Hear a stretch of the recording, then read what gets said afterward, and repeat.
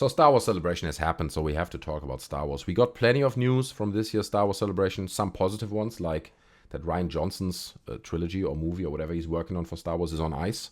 It's not in active development right now, so I was happy about that. And then some news that got a lot of people agitated, as it is with Star Wars these days. And that news is that Daisy Ridley is going to reappraise her role of Rey in one of 3 upcoming movies, and it is described as a movie that takes place in an era that is described as the new Jedi Order, and it will be all about establishing a bountiful new age of Force users in the wake of the Skywalker saga, and the Jedi that is building this future is none other than Rey herself. That's amazing, okay? Look, I am not the biggest fan of the character Rey. Okay, the way it was written, the way that it seems like that she didn't have any flaws, right? She just comes in the Millennium Falcon, and despite Han Solo having flown around with that thing for the better part of his life, she goes in and fixes stuff really quick, and everything she does is just perfect. Okay, it got annoying. But before I dive into this, I want to make a few things super, super clear, okay? First of all, there's a big difference between Daisy Ridley and the character Rey. I am not the biggest fan of the character Rey, and sure, you can probably say a thing or two about the acting abilities of Daisy Ridley and so on, but you can do this within reason. The problem is, now you've got a huge, massive, hyper-toxic fan wave of people calling themselves, or I don't know if they're called by others that, but the Phantom Menace, okay? And you know who you guys are. There's a huge wave of people, mostly 40-year-old man-children on YouTube, who do nothing else but do rant videos about Star Wars and then hand-in-hand go with loads of DC videos where they're like, oh, there's a black person in this DC movie, it sucks, but not because of the black person. It sucks because woke. It's woke. That's why. Nothing to do with color. I'm not racist. I'm not what you're talking about. I'm not racist. But woke. It's really woke. So you have this hyper-toxic fan base over here that just hate without boundaries, right? Like Daisy Ridley sucks, Rey sucks, the whole sequel trilogy sucks, and Kelly Marie Tran, they all suck. And like everyone just gets really agitated and nobody differentiates anymore, right? Because these are actors, dude. And if any of you little goons out there would have been offered a role in a Star Wars movie, you wouldn't have said, well, I've read the script. It's like, I don't know, I would have had a few comments on that script. I'm not sure I can. You would be like, yeah, bro, I'm ready.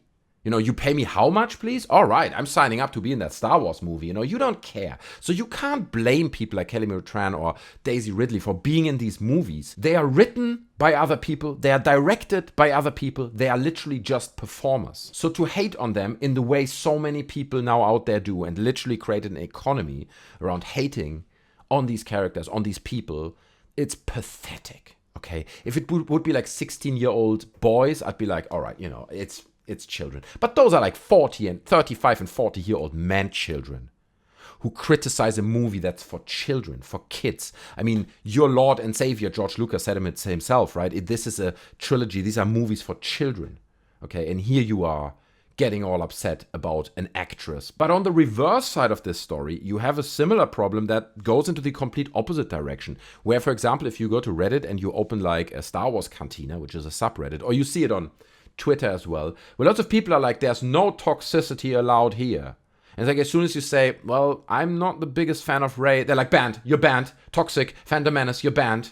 Okay, so that's obviously equally pathetic to not allow any reasonable criticism and debate about these characters and about these news.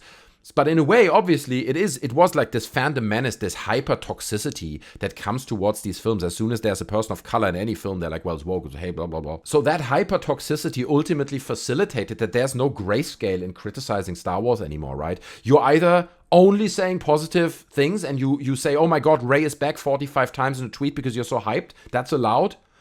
Or you criticize and then you're part of this toxic fandom and you're on the list of Disney. You're never going to be invited to any Star Wars thing ever again because you dare to criticize. There is no grayscale, no room in the middle where you're like, well, actually, I'm just not a big fan of this character, you know, and that's fine. Like, look at Rey. You get these pictures online on Twitter where loads of really young fans, mostly girls, like 7, 8, 9-year-old girls in their Rey costumes approaching Daisy Ridley at these fan conventions and at Star Wars Celebration. And they're like, oh, you know, you're the best and you're my role model. And that is amazing.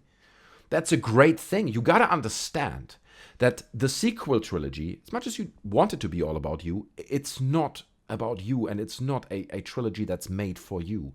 this was a trilogy that was created to recruit new fans. And again, I'm not the biggest fan. I think I've watched the sequel trilogy once, each movie once. That was enough. I don't want to go back to them, okay? It was almost like a traumatizing experience, but I don't need to go on YouTube now and be like, oh my god, this actress and this and J.J. Abrams and Kathleen Kennedy and trying to fire up this hyper-toxic fire and pour gasoline on it to make it even bigger, so all these actors like Kelly Marie Tran has to leave social media platforms, right? Because the fandom is so toxic towards her.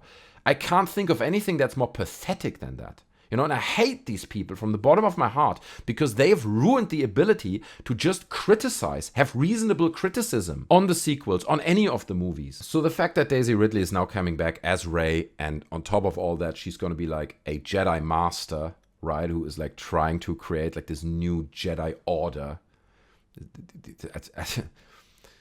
I'm gonna be honest, I'm not excited about this. You know, I'm probably gonna watch it, but I'm gonna watch it like through one eye, and I'm gonna be probably cringing throughout that whole thing. But then again, not necessarily is that a movie for me. Keep in mind, they announced 3 new movies, and in one of those, there's gonna be Daisy Ridley, okay, reappraising Rey. So just watch the other 2.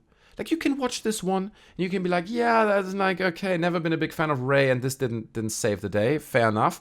Just watch the other 2 films, okay? And try to be reasonable in your criticism. Don't attack the actresses.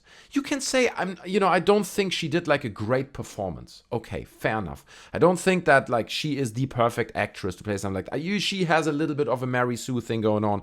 But the way these people are firing up the toxicity is just beyond reason. And the only thing it does is it doesn't make the sequel trilogy look bad. It makes those man-children look like pathetic apes, like brain-amputated goons who are literally not capable of articulating reasonable criticism towards a movie or towards an entertainment product. It's completely ridiculous. You're also admitting that you're like so neck-deep in Star Wars and you're so invested in this children's franchise that it's worth you getting upset and like farming all those YouTube clicks over it. It's pathetic. It's pathetic. So, conclusion, not the biggest fan of where this seems to be going, okay? I'm not hyped about this film. And yeah, there are reasons to criticize Rey being now the Jedi Master that will assemble the new Jedi Order. It's like, oh god, I can already see how this is going to pan out. But there will be very young girls out there somewhere, and they're going to be very hyped about this, okay? And when they grow up, they're going to love Rey, and that's going to be their associative character to the Star Wars universe, and they're going to love it. So, fair game to them, okay? This is probably not for me. Let them have their moment. Let them have Daisy Ridley as Rey reassembling the new Jedi Order, and let them have fun with it. We're getting so many video games. We're getting so many new shows. We're getting so many movies. Okay, there's so much Star Wars coming. You don't need to cry about this one character that you don't like coming back. Okay. What has Star Wars become, honestly, dude? Like, what has this franchise become? It is such a pathetic car crash at this point, but kind of on every single end, right? On the fans' end, as I just described it, was like either no criticism allowed or we're criticizing everything into oblivion, but also from the Disney point of view. Like, it seems like they have no direction. Like, now the Star Wars Celebration, they're announcing so much content again, and it's like almost the same every year. They announce this huge catalog of content, it's all coming. And then they realize the fans are like, yeah, that's a bit too much. And they're like, yeah, okay, we're cutting that, we're cutting this. And then next year's Star Wars Celebration, they're like, there's so much, it's all coming. It's like, Disney doesn't know what to do with this franchise. I think when Disney bought Star Wars, they really genuinely thought, dude, we're going to give it the Marvel treatment. Okay, we're making all these movies about all these characters. You know, people like Boba Fett, he gets a movie. People like that guy, he gets a movie. You know, the Obi-Wan follow-up show, how could we possibly go wrong with this? And they're just regurgitating all these stories and all these tropes that hopefully people like and identify with. But Star Wars is not Marvel.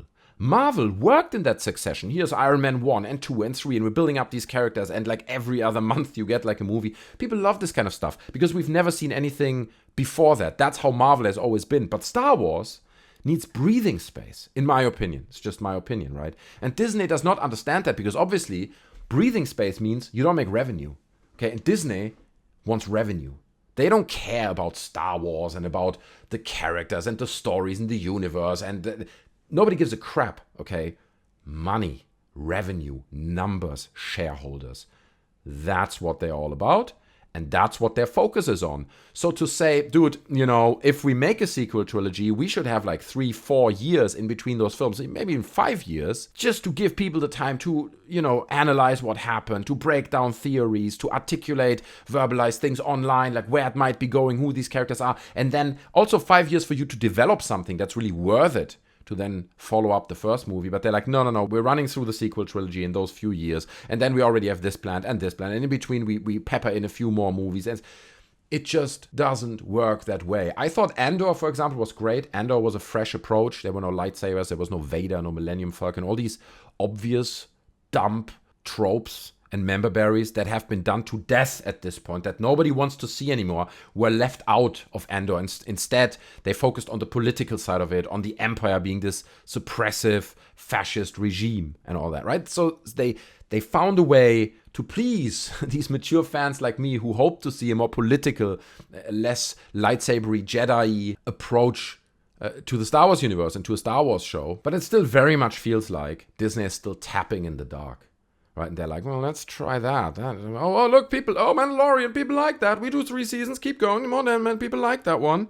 Until they don't. So it's like they're throwing stuff at a wall and literally see what sticks. And same with the sequel trilogy. There seems to be like no overarching strategy or thought process behind it, where you're like, oh, okay, look at what they did 5 years ago and look where they are now. And it all kind of interlinks. It all feels very forced, no pun intended.